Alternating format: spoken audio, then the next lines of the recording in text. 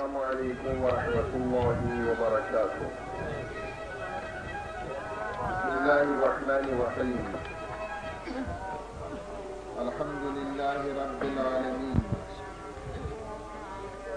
والصلاة والسلام على سيد الأولين والآخرين، خاتم النبيين أبي القاسم محمد. اللهم صل على محمد وعلى المعصومين من آله والمنتجبين من صحبه، والسلام علينا وعلى عباد الله الصالحين. وبعد، فقد قال العظيم: أعوذ بالله من الشيطان الرجيم. لقد أرسلنا رسلنا بالبينات وأنزلنا معهم الكتاب والميزان ليقوم الناس بالقسط. سب سے پہلے آپ برادران اسلامی کا تہہ دل سے شکریہ ادا کرتا ہوں کہ آپ نے مجھے یہ موقع دے دیا کہ میں نزدیک سے آ کر آپ کے چہروں کا زیارت کر سکا، اور ساتھ آج کے اس مبارک موقع کی مناسبت سے مولود سعید سوم شعبان ولادت وسعادت حضرت سید الشہداء حسین ابن علی علیہ السلام فرزندان غیور آزاد کشمیر کی خدمت میں مبارکباد پیش کرتا ہوں۔ یقیناً ہم جو جس مناسبت سے یہاں جمع ہوئی ہیں، جس عظیم شخصیت کی یاد منا رہی ہیں، اور یاد منانے کا بھی مقصد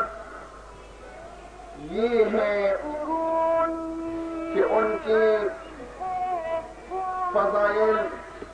ان کی کمالات، ان کی اسوہ حسنہ، ان کی کردار کو ہم ذکر کر کے اور پھر ان کی اپنانے کی ہم کوشش کر لیں۔ لوگ مثال کے طور پر یوم جندی مشغول مناتے ہیں، یعنی روز سرباز گمنام،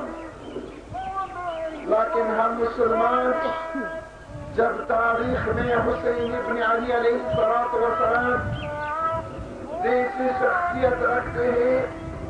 تو پھر ہمیں سرباز گمنام کے نام سے یوم منانے کی کوئی ضرورت نہیں، بلکہ ہم اس عظیم شخصیت کی یاد کبھی سوم شعبان جو ان کا مولود سعید ہے، اور کبھی عاشوراء جو ان کا مقصد ہے، اور کبھی اربعین جو ان کا چھیلم ہے، ان مختلف ناموں سے ہم ان کی یاد مناتے ہیں، اور ہماری یہی کوشش ہے کہ ہم بھی صحیح طور پر ان کے کردار کو اپنا سکے اور ان کے اسوہ حسنہ پر چل سکے۔ حسین ابن علی علیہ السلام کی صفات و کمالات یقیناً متعدد ہے۔ محمود عباس عقاد جو ایک مصری عالم ہیں، اہل سنت والجماعت کے ساتھ تعلق رکھتے ہیں، وہ یہ لکھتے ہیں کہ حسین ابن ابن علی کو خدائی متعال نے جو صفات دیے تھے، خواہ وہ وفاداری تھی، خواہ وہ انصار و قربانی تھا، خواہ وہ ظلم کے مقابلے میں نہ کہنا تھا، خواہ وہ دیانت و صداقت تھی، جتنی بھی ان کی صفات کمالیہ تھی، ان صفات کے درمیان روز عاشوراء مقابلہ تھا۔ اب یہاں پر میں اس روز کے مناسبت سے اور اپنے حالات و شرائط، مسائل و مشکلات کو مد نظر کر حسین ابن علی علیہ السلام کی صرف ایک صفت کی طرف اشارہ کروں۔ بسم اللہ، جزاک اللہ۔ وہ صفت جس کو حسین ابن علی نے تاریخ انسانیت میں ممتاز بنایا ہے، وہ ہے ظالم اور ظلم کے مقابلے میں نہ کہنا نہ لا۔ حسین ابن علی کو کیوں شہید کیا گیا؟ حسین ابن علی علیہ السلام نے خود مدینہ کو کیوں چھوڑا؟ حسین ابن علی نے کیوں حج کو عمرے پر تبدیل کیا؟ حسین ابن علی نے کیوں اپنے خاندان کو اسارت کے لیے دے دیا؟ یقیناً ایک مسلمان کے ذہن میں ایک سوال آتا ہے، اور پھر جب ان سوالات کی جوابات کی تہ تک پہنچ جاتا ہے تو پھر ہمارے موجودہ معاشرے میں، ہمارے موجودہ حالات میں ہمارے لیے جو مشکلات ہیں، یقیناً کسی حد تک ہمارے ان مشاکل کا حل بھی ہمارے ہاتھ میں آ سکتا ہے۔ وہ چیز جس کی خاطر حسین ابن علی علیہ السلام نے کربلا بنایا، وہ اس وقت میں باطل، ظالم، جاہلیت کے نظام کو تسلیم نہ کرنا، یعنی اس وقت یزید چاہتے تھے کہ جاہلیت کی رسومات کو دوبارہ زندہ کیا جائے اور اسلامی نظام کے مقابلے میں جاہلیت کے نظام کو دوبارہ مسلمانوں پر مسلط کیا جائے۔ مسئلہ نظام کا تھا۔ اگر نظام کا مسئلہ نہ ہوتا، حسین ابن علی علیہ السلام کو شخصی طور پر کسی نے نماز پڑھنے سے منع نہیں کیا تھا، کسی نے بھی ان کو روزہ رکھنے سے منع نہیں کیا تھا، کسی نے بھی ان کو دوسرے واجبات انجام دینے سے منع نہیں کیا تھا، لیکن حسین ابن علی دیکھ رہا تھا کہ اسلامی نظام کے مقابلے میں جاہلیت کا نظام مسلمانوں پر مسلط کیا جا رہا ہے۔ آج اگر پیغمبر کا نواسا خاموش بیٹھے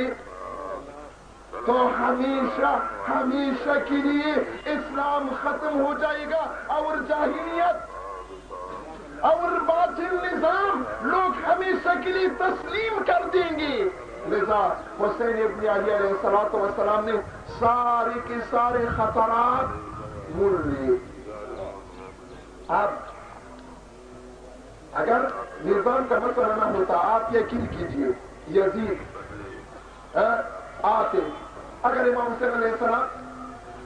نظام کی مخالفت نہ فرماتے، یزید مدینہ آ کر ان کے ہاتھ بھی چھومتے، ان کو مثلا خمس کے نام سے، عطیہ کے نام سے مال بھی دیتے، لیکن صرف اس لیے خواہش کرتے کہ آپ نظام کے سلسلے میں بات نہ فرمائیے، کیونکہ سیاست علیحدہ ہے دیانت سے، دیانت آپ کے لیے، سیاست ہمارے لیے، آپ سیاسی امور میں مداخلت نہ فرمائیے، باقی جو کچھ آپ چاہتے ہیں ہم دینے کے لیے تیار ہیں۔ اب حسین ابن علی علیہ السلام وہ ہے جس کے متعلق بزرگوں نے یہ کلمہ فرمایا کہ الاسلام محمدیت الحدوث حسینیت البقاء، یعنی اگر اسلام کو پیغمبر اکرم صلی اللہ علیہ وآلہ وسلم نے انسانیت کی ہدایت کے لیے اس کرۂ زمین پر لایا تو اس اسلام کی حفاظت اور بقا حسین ابن علی کی شہادت کی وجہ سے ہوا۔ اکثر اب حسین ابن علی علیہ السلام نے اپنی آرام، اپنی خوشی، اپنی شخصی سعادت، ان سب چیزوں کو چھوڑ دیا، بلکہ ان کے لیے فکر تھا اسلام کی سعادت، مسلمانوں کی سعادت، اسلام کی بالادستی، کفر کی سرنگونی، ظلم و استبداد کی سرنگونی۔ حسین ابن علی علیہ السلام صرف ایک ظالم کے مقابلے میں نہیں اٹھے۔ حسین ابن علی کا مقصد ظلم کو ختم کرنا تھا۔ حسین ابن علی علیہ السلام صرف یزید کے ساتھ مقابلے میں نہیں آئے، بلکہ حسین ابن علی علیہ السلام اسلامی نظام کو قائم کرنے کے لیے اور ظلم و جاہلیت کے نظام کو ختم کرنے کے لیے میدان کربلا میں تشریف لائے۔ اب یہاں پر میں آگے نہیں کروں گا، ہم مسلمان جو بھی ہو، سنی ہو یا شیعہ ہو، بریلوی ہو یا دیوبندی ہو، اہل حدیث ہو، جو بھی ہو، سوائے ناصبیوں کے، سب کے سب مسلمان حسین ابن علی علیہ السلام کو تسلیم کرتے ہیں۔ اب یہاں پر ہم واقعاً اگر حسین کو پیشوا مانتے ہیں، امام مانتے ہیں، تو پھر ہم موجودہ حالات میں یہ نظام جو ہم پر مسلط کیا گیا ہے، یہ مغربی نظام، یہ انسانیت کو تباہ کرنے والا نظام، جس کو ڈیموکریسی کے نام پر، جس کو جمہوریت کے نام پر، جس کو پتہ نہیں کون سی چیزوں کے نام پر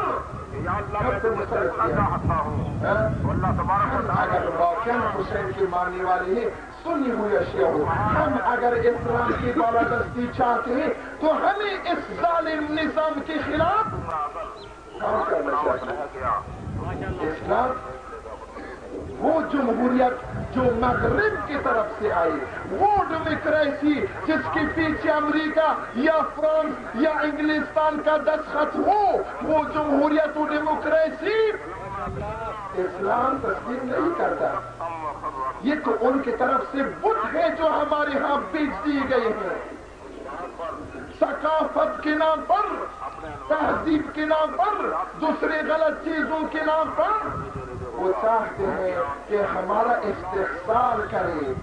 وہ چاہتے ہیں کہ ہمیں اپنا غلام بنا دے، کیونکہ ان کو علم ہے کہ اگر مسلمانوں میں صحیح اسلامی نظام نافذ ہو جائے تو امریکہ یہ سمجھتا ہے کہ یہ ہمارے ہاتھ سے نکل جائے گی، روس یہ سمجھتا ہے کہ ہمارے ہاتھ سے نکل جائے گی۔ نظام کی یہ کوشش ہے کہ مسلمانوں کو کبھی یہ اجازت نہ دی کہ ان کے ہاتھ صحیح معنوں میں اسلامی نظام نافذ ہو جائے۔ کبھی اشتراکیت، سوشلزم کے نعرے لگائی جاتے ہیں، کبھی جمہوریت جو مغرب کی طرف سے آیا ہے ان کے نعرے لگائی جاتے ہیں۔ جب سمجھتے ہیں کہ یہ مسلمان ہے، اب ہو سکتے ہیں ان نعروں کے دھوکے میں بنائے تو وہ ایسا اسلام جس میں امریکی مفادات کا تحفظ کیا گیا ہو، ایسا اسلامی نظام کا نعرہ لگاتے ہیں جو اس وقت آپ دیکھ رہے ہیں۔ لذا جو بھی حسین ابن علی علیہ السلام کے ساتھ محبت رکھتا ہو، ان کا پیروکار اپنے آپ کو سمجھتا ہو، تو ان کو جاننا چاہیے کہ مشکلات ہمارے اس سسٹم نے پیدا کی ہے، اس نظام نے پیدا کی ہے۔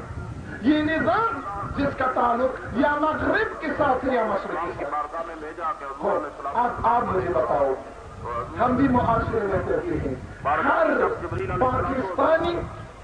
جس مکتب کے ساتھ تعلق رکھتا ہو وہ موجودہ حالات سے ناراض ہے۔ ساتھ یہ کیا ہو رہا ہے؟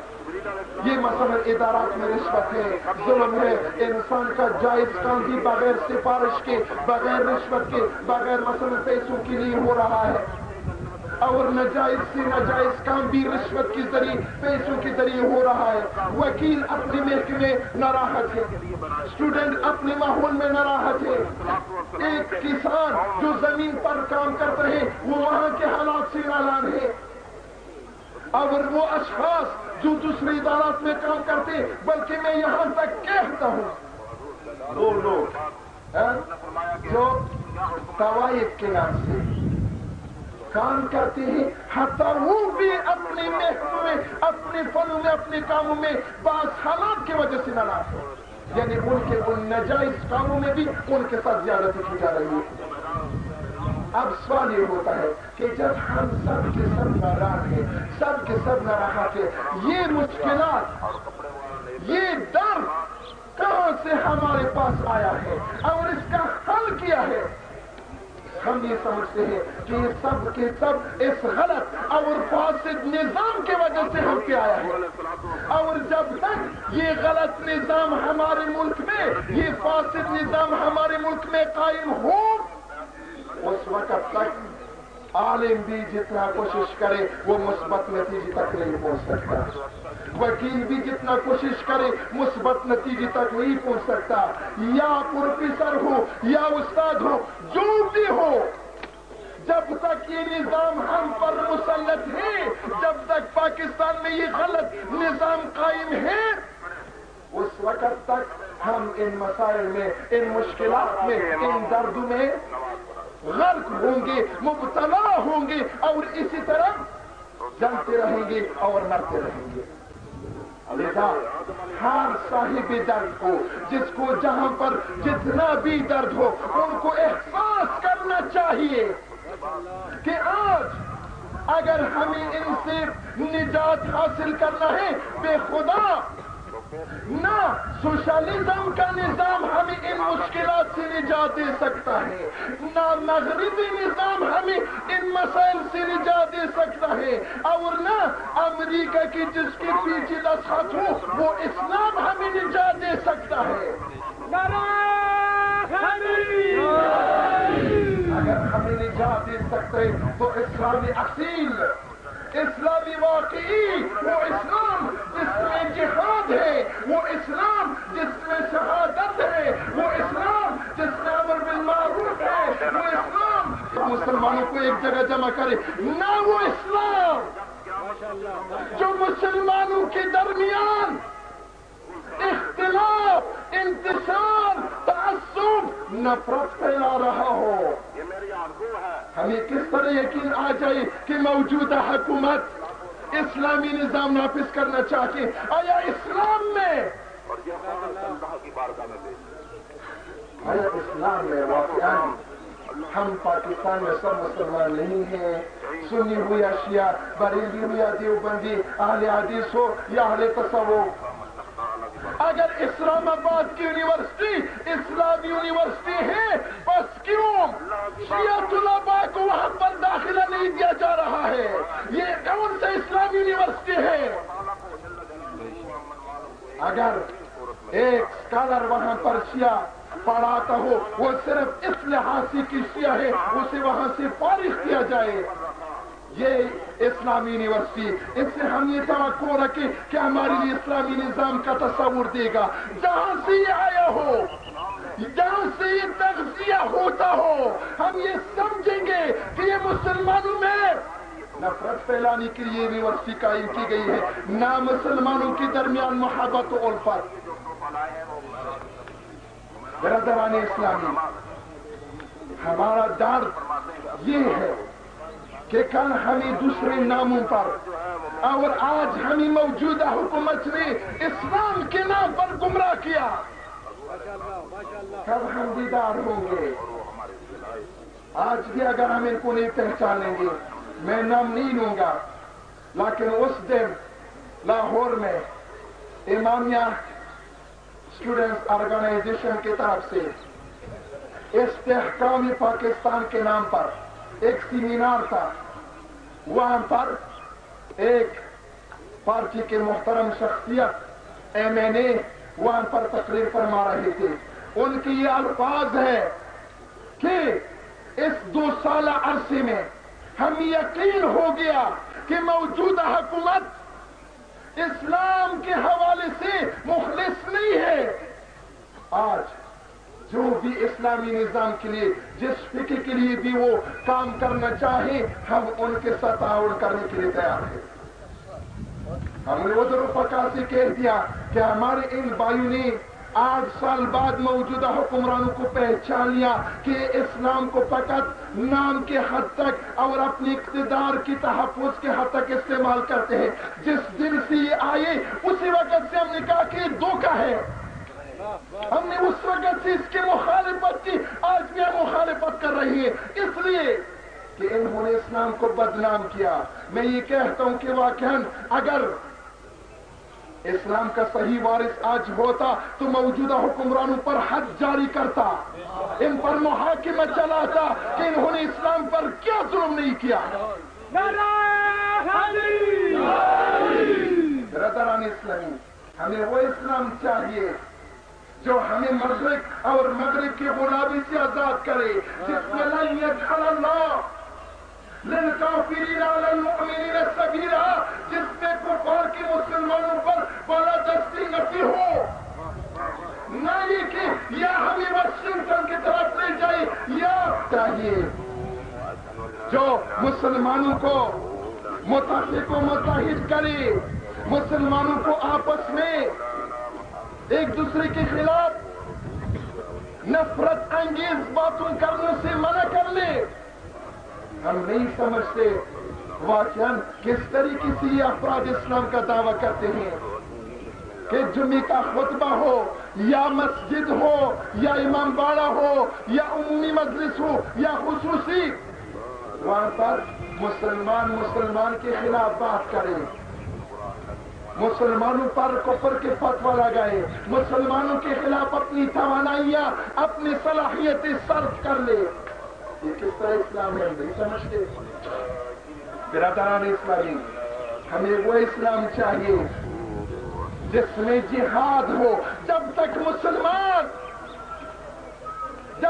مسلمانوں کے اندر جہاد کا جذبہ تھا,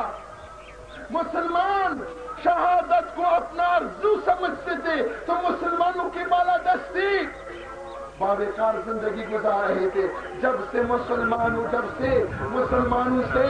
استعمار و سامراج نے جہاد کو چھین لیا, شہادت کا جذبہ چھین لیا, مسلمانوں کو خوار و ذلیل کر دیا. اگر آج پاکستان کے مسلمانوں کے اندر جہاد کا جذبہ ہوتا, اگر مسلمانوں کی دلوں میں شہادت کا چراغ جلتا, تو بے خدا آج ہمارے لیے کشمیر کا مسئلہ نہ ہوتا. کیوں آج کشمیر کا مسئلہ سر پڑ گیا ہے؟ اس لیے کہ ہمیں پہلے پتا تھا, پہلے بھی حکمران میدان میں نہیں آتے تھے, یہ عوام میدان میں آتے تھے, لیکن ان حکمرانوں نے ایسا مہم چلایا کہ عوام کی دلوں سے شہادت و جہاد کا جذبہ چھین لیا. آج ہر ایک کو اپنے کاروبار کا فکر ہے, اپنی نوکری کا فکر ہے, اما ان کو یہ احساس نہیں ہے کہ کشمیر مسلمانوں کا سرزمین ہے, نہ ہندو کا. کشمیر میں اسلام کی بالادستی ہونا چاہیے, کشمیر میں قرآن و اسلام کی بالادستی ہونا چاہیے, نہ کسی اور کا. لیکن افسوس کہ آج ہم نے کشمیر کے مظلوم مسلمانوں کو بھول دیا, ہم نے ہندوستان کے اندر مظلوم مسلمانوں کو بھول دیا. ہم یہاں پر آپس میں مساجد پر لڑ رہے ہیں اور ادھر ہندوستان میں ہندو ہماری مساجد کو مندروں میں تبدیل کروا رہے ہیں. آج اگر ہمارے جوانوں کے دلوں میں شہادت کا جذبہ ہوتا, اگر ہماری منبروں سے, ہماری تقریروں میں ہمارے علماء, ہمارے ذمہ دار افراد جہاد کی اہمیت سے مسلمانوں کو آگاہ کرتے, تو آج قبلہ اول جو سارے مسلمانوں کا، بیت المقدس، قدس جو سارے مسلمانوں کا ولی قبلہ ہے تھا، وہ آج اسرائیلیوں کے ہاتھ میں نہ ہوتا اگر مسلمانوں کے دل میں شہادت و جہاد کا جذبہ ہوتا تو روس یہ جرأت نہ کرتا کہ ایک مسلمان ملک افغانستان پر قبضہ کرے۔ برادران اسلامی، اگرچہ ہم چاہتے تھے کہ آپ کی خدمت میں آرائش زیادہ سے زیادہ آپ تک پہنچا سکوں، لیکن چونکہ جمعے کا وقت ہے، بس یہیں پر میں اپنے آرائش کو ختم کر دوں گا۔ صرف یہی آپ سے خواہش کروں گا کہ اگر ہم اور آپ مسلمان ہیں تو پھر ہمیں اسلامی نظام کے لیے، نہ اسلامی نظام جس کے پیچھے امریکہ کا ہاتھ ہو یا مثلا انگلستان کا، فرانس کا ہاتھ ہو، نہ وہ اسلام جو قرآن پیش کرتا ہے، وہ اسلام جو رسول محمدی نے لایا ہے، وہ اسلام جس کے لیے حسین ابن علی نے کربلا میں قربانی دی ہے، ہمیں اس اسلامی نظام کے لیے کوشش کرنی چاہیے۔ ہمیں بڑی خوشی ہے اس بات پر کہ ہمارے آزاد کشمیر کے مسلمان بھائی آپس میں مل کر اقدار اسلامی کی بالادستی کے لیے کام کر رہے ہیں۔ تحریک حفاظت فقہ جعفریہ کے اغراض ہمارے برادر بزرگوار سید ساجد علی نقوی سینئر نائب صدر تحریک حفاظت فقہ جعفریہ نے آپ تک پہنچا دیا، لذا مجھے حاجت نہیں ہے، لیکن صرف اتنا عرض کروں اپنے بھائیوں سے، ہم اگر اسلامی نظام نافذ کرنا چاہتے ہیں کہ ہمارے دلوں میں یہی خواہش، یہی آرزو ہے، تو پھر اس کے لیے اولین کام ہمیں اتحاد بین المسلمین کے لیے کام کرنا چاہیے۔ جب تک سب کے سب مسلمان متحد و متفق نہ ہو جائے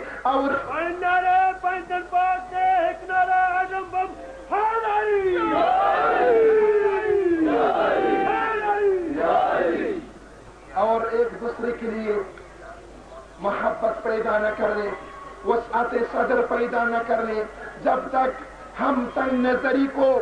نظر انداز نہیں کریں گے تو ایک صحیح اسلامی نظام پاکستان میں نہیں آ سکتا۔ اس لیے ضروری ہے کہ ہم تنگ نظری کو چھوڑ دیں، سنی شیعہ کو تسلیم کریں، شیعہ سنی کو، دیوبندی بریلوی کو، بریلوی دیوبندی کو، اہل حدیث سب کو تسلیم کر لیں کہ ہم سب کے سب مسلمان ہیں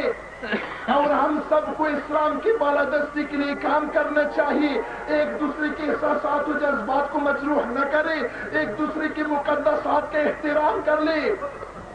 آج